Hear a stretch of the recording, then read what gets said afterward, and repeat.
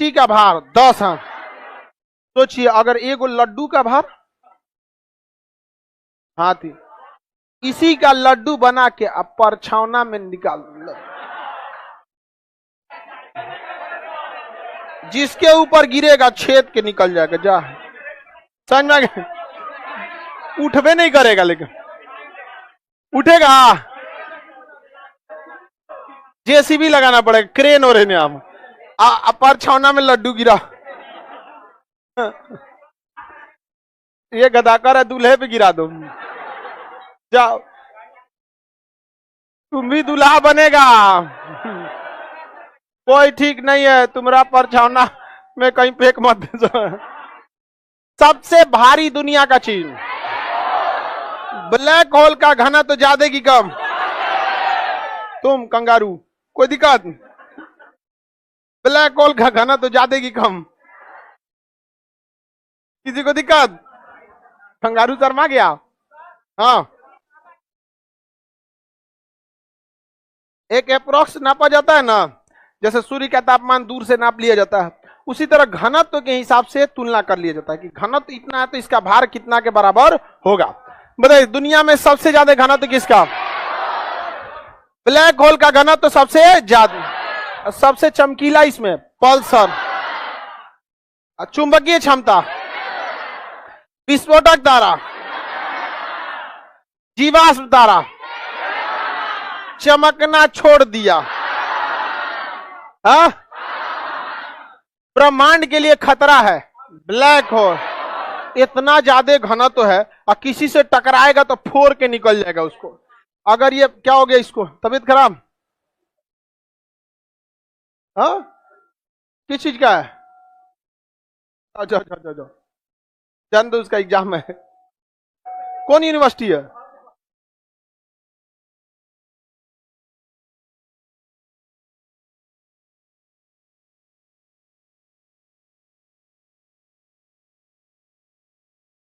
नहीं आ रहा, तेज बोलो था। बोलो। अच्छा, न्यूट्रॉन सिकुड़ता कैसे? न्यूट्रॉन तारा जब देखिए ये सारे तारे विस्फोट कर जाते हैं, तो न्यूट्रॉन तारा जो होता है ये विस्फोट करने के बाद न्यूट्रॉन तारा बना हुआ है इसका। अब न्यूट्रॉन तारा से ये ब्लास्ट करेगा तो कुछ क्या बनेगा? क्वेसर, कुछ बनेगा पल्सर, कुछ बनेगा न्यूट्रॉन तारा। अब जब ये ठंडा होता है तो क्या होने लगता है? सिकुड़ेगा। किसी चीज को ठंडा करिएगा तो क्या होगा? सिकुड़े।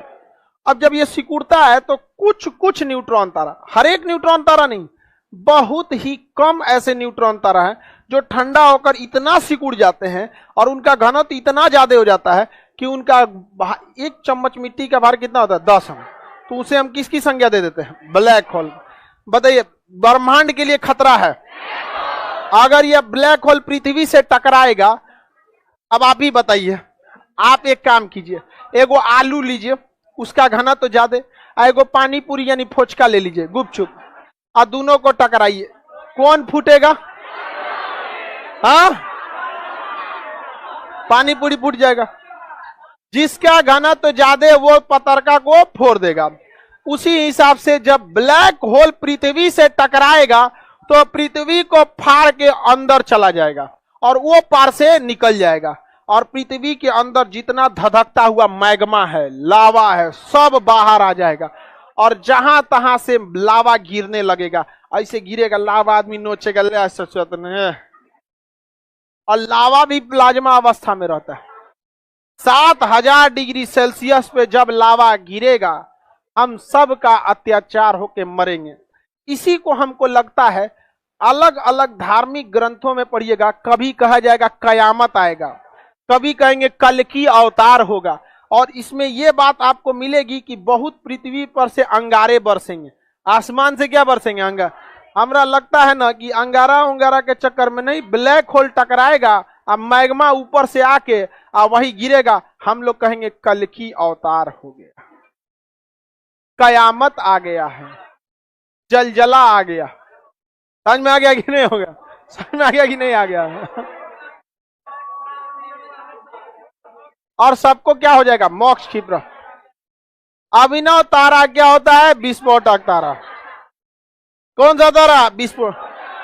यहां से क्या बनता है? न्यूट्रॉन। कई टुकड़े होते हैं, उसमें एक टुकड़ा, बड़ा वाला टुकड़ा न्यूट्रॉन, और जो चमकीला हो जाता है क्या होता है? पल्सर। पल्सर हमेशा नहीं चमकता है, कभी कभी क्या होता है? चमकता है। और क्वेसर के अंदर चुंबकीय क्षमता ज्यादा, सर्वाधिक घनत्व। ईंधन जब खत्म होने लगता है तो क्या बनता है? लाल दान। हर एक तारा पहले क्या था? निहारी का। तारा बनने से पहले निहारी। तारे का ईंधन खत्म होगा तो लाल दान। अगर लाल दानव छोटा है तो श्वेत, और मरेगा तो काला। अगर तारा बड़ा है तो अभिनव। विस्फोट करके न्यूट्रॉन तारा, पल्सर, क्वेसर। और घनत्व तो ज्यादा हो गया तो क्या हर एक तारा ब्लैक होल बनेगा? क्या हर एक न्यूट्रॉन ब्लैक होल बनेगा? कुछ ही बनते हैं। क्या छोटा तारा कभी ब्लैक होल बन सकता? छोटा तारा कैसे अंत होता? यानी तारे का अंत दो ही कंडीशन में, या तो ब्लैक होल होके बनेगा या तो जो छोटा रहेगा वो, और जो बड़ा रहेगा तो छोटा तारा को हम श्वेत वामन से होते हुए जाएगा, और बड़ा तारा अभिनव तारा, विस्फोटक तारा। अभिनव तारा को अंग्रेजी में, अब ध्यान दीजिए, बड़ा में से कितना बड़ा और छोटा में से कितना छोटा। खसी बोल रहे, बोलो। हाँ, घनत्व तो ज्यादा तो ग्रेविटेशन फोर्स भी ज्यादा। पृथ्वी के बगल से गिरेगा तो पृथ्वी को सटा के क्या कर देगा? फोड़ देगा। यहाँ पर इसका कोई इलाज नहीं है। किसका? Black hole. बहुत खतरनाक होता है बाबू ब्लैक होल। पृथ्वी का अंत करेगा कौन? Black hole. कोई दिक्कत है? तब तक हम लोग नहीं रहेंगे। इतना खतरनाक मृत्यु देखने के लिए नहीं रहे आदमी तो ठीक है। जहां तहां से आदमी प्लाज्मा गिरेगा आदमी के ऊपर। समझ में आ गया कि नहीं? हम लोग नहीं रहेंगे। आप लोग रहो करेंगे तो हम लोग तो नहीं रहेंगे।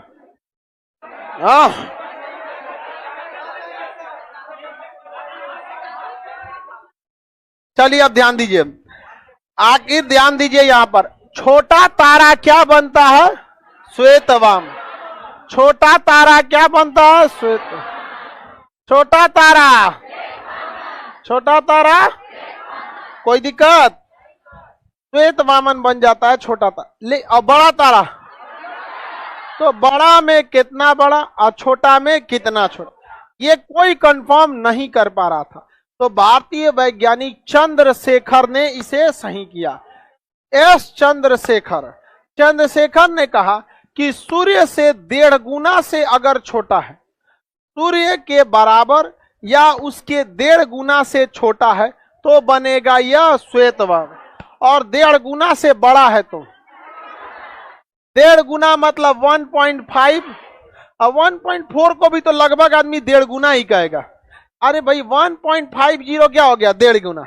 अब 1.44 लगभग 50 और 44 कितना दूर है? तो दोनों तो 1.5 गुना ही कहलाएगा। तो अगर सूर्य के द्रव्यमान से कितना छोटा है तो 1.44 सूर्य के द्रव्यमान के 1.5 गुना से छोटा है। 1.5 गुना से क्या है? छोटा है। तो क्या बनेगा?